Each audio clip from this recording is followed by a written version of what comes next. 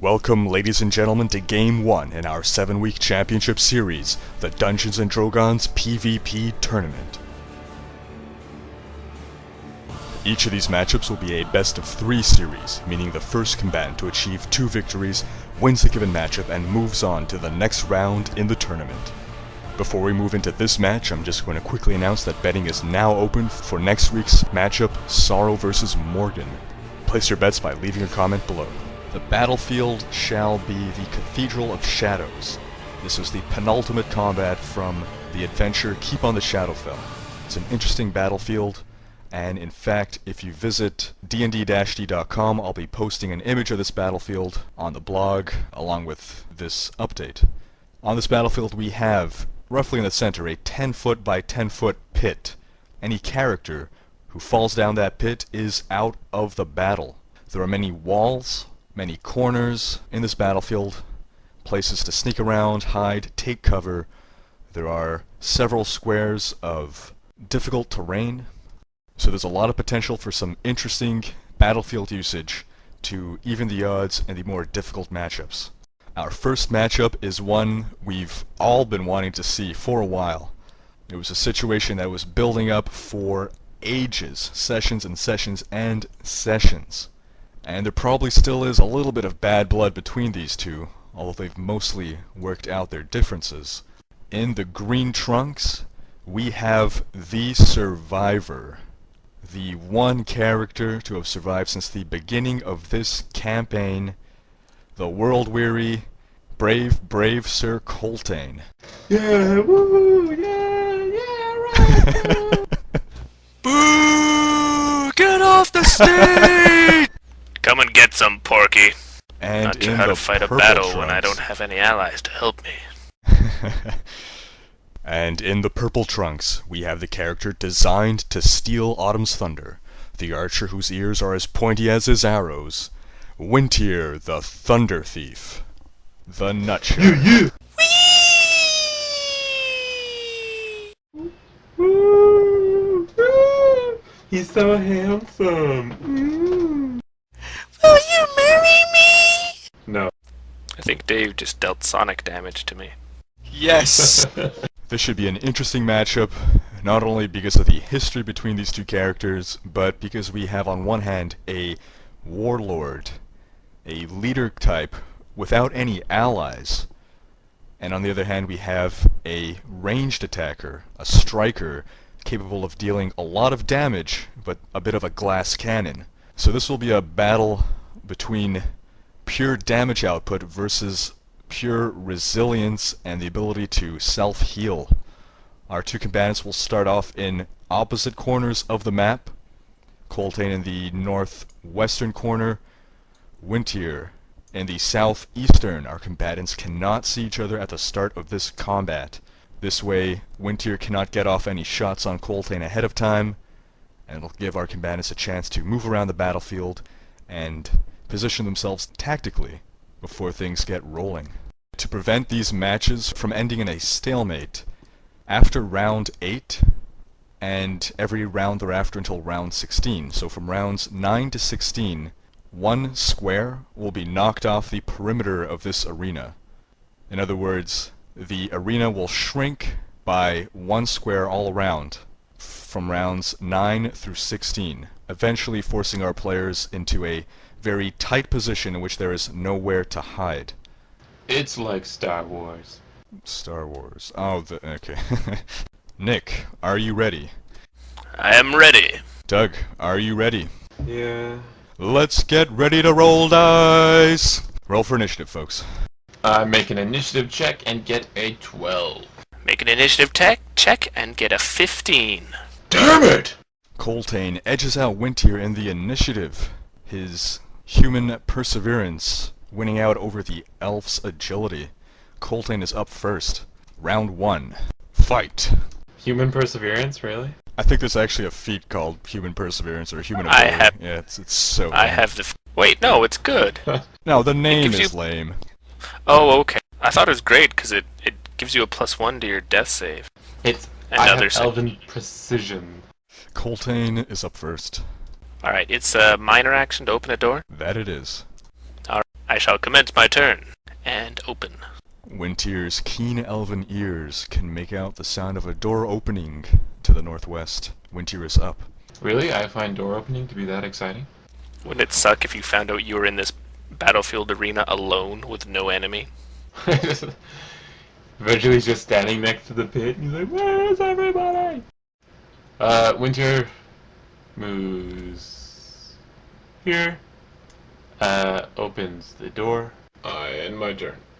Round 2, Coltaine. And he's gonna move again. Wintier hears Coltaine stomping around to the west, possibly heading south. Wintier is up. Okay. I'll move the same way.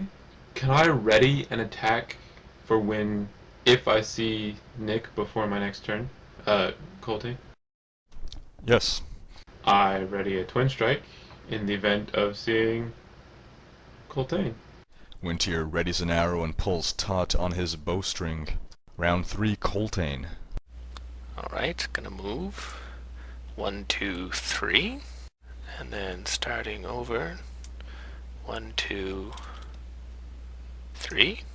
Oh shit! And Wintier gets his readied action as Coltaine and Wintier are now in the central open area with pillars. How far away is that? He's in range. 17. Okay, so I just perform the twin strike, I guess? That you do.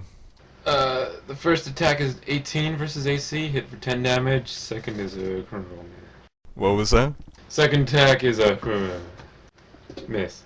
Wintier's first arrow buries itself in Coltaine's shield, but Wintier fumbles on the second. Fortunately, he is a good 17 squares away. That's about 85 feet, so Coltaine probably won't be able to take advantage of Wintier's fumble, because Wintier is now, what is the condition we apply? Is it surprised? No. Dazed. Dazed. Our house rule is when you fumble, you are dazed until the start of your next turn. I still think we need a fumble table. And I can make the rest of my move. That you can.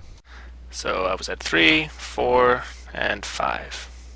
That ends round 3. On to round 4. Wintier, who is now acting before Coltaine because of the readied action, recovers from his daze and finds that Coltaine has taken cover behind one of these pillars.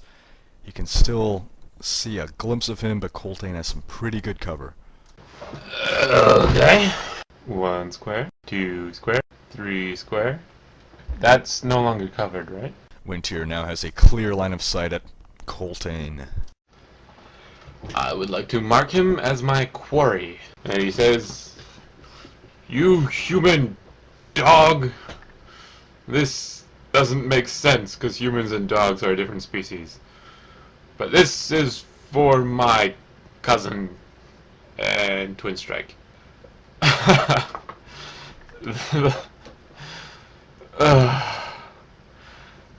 The first is a 10 versus AC, which is a miss, and the second is a critical miss.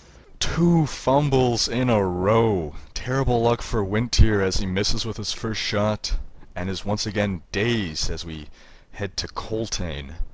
Coltaine calls out to Wintier. Your insults need as much work as your aim, idiot! There's presently a 75-foot gap between Coltaine and Wintier. Can Coltaine close the gap in time to make a difference? If I run, can I run for a move and then do a regular move? And does that not leave me taking penalties? I'm fairly certain it does leave you taking penalties, but let's just call up the condition. I'm pretty sure it's until the end of your next, or the start of your next turn. Yeah, you have a -5 penalty to attack rolls until the start of your next turn. Oh, just attack rolls. Oh, As soon as you begin running, you grant combat advantage to all enemies until the start of your next turn. Right, okay. Determined to prove he is brave, Coltaine charges forward at a non-running pace. Oh, that's a broken pillar, isn't it? Indeed, a broken pillar. Coltaine realizes that he cannot take cover behind it. Coltaine jogs within 25 feet of Wintier, but not close enough to strike. Round 5, Wintier is up, recovering from his daze. The gods are not smiling upon him today. I can move after my attack, right? You absolutely can. Okay, I perform a hunter's bear trap on Coltaine. I would like to use my elven accuracy because 16 versus AC is probably not enough. I'll laugh if you fumble. 21 versus AC, 16 damage. And that's just enough to strike Coltaine. Sorry, 17 damage. Plus an ongoing 5 damage, and the target is slowed. And now Winter moves away. Coltaine down to 28 out of 45. Wintier, after moving, is 30 feet away. But Coltaine is slowed. Alright.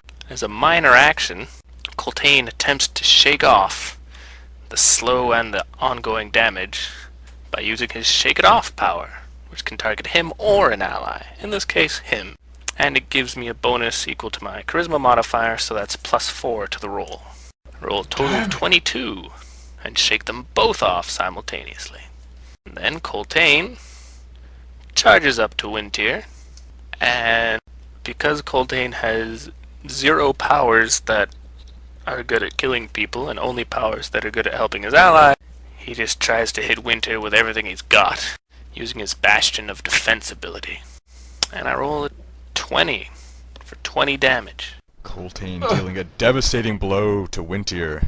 Wintier bloodied at 15 hit points. Coltaine at 23 out of 45 after taking the 5 ongoing damage from Wintier's previous assault. Coltaine opting to not use an action point and try to finish off Wintier this town, playing it safe. As we move on to round 6, Wintier pinned against a wall. So I can't move diagonally, eh? Through that. That is correct. What's the penalty for attacking him when he's in front of me? He gets an opportunity attack against you. No penalty otherwise. Alright, it's time to grow some balls. I'm going to do a two-fanged strike on Coltaine. First attack 24 versus AC, 9 damage. Second attack 12, no hit. Core damage, which I forgot to apply last time, 4 damage. Wintier brings Coltaine down to 10 hit points. But Coltaine gets an attack against Wintier before Wintier can do anything else. I don't get to apply my longbow thundering? Technically, he hits you before you even make the attack. That makes sense, sure. So does Coltaine make the attack? Oh, yes, he does. So that's a 17 and 11 damage. Coltaine brings Wintier down to 4 hit points. Wait, so my AC of 17 means you have to hit 17 or more? Yes. Damn it! Just like the fact you rolled a 21 before was... Oh wait, I shouldn't mention that, should I? Okay, so Doug, you can now continue with your other stuff. No, I gotta do the damage first. Yeah, so then I also apply my longbow of thundering. Power daily free action. When you hit with the weapon, deal an extra 1d8 thunder damage and push the target 1 square. Wintier is going to be making some room between himself and Coltaine so that he can retreat and save this battle. That's an extra 4 damage then? Coltaine down to 6 hit points. And pushing him back. And now... Wintier runs away! I hope it's enough. Wintier 30 feet away from Coltaine. Just enough unless Coltaine opts for a move and a charge. Coltaine is up. Coltaine opts for the move and the charge. Wintier at 4 hit points cannot survive another hit. So it's a bull rush, which means I get... Wait, a Plus bull 1 rush? You're bonus. pushing him? Or you're charging No, him? wait. Sorry, I'm charging him. Sorry, not bull rush. Charging. But that means I get a +1 bonus to the attack, right?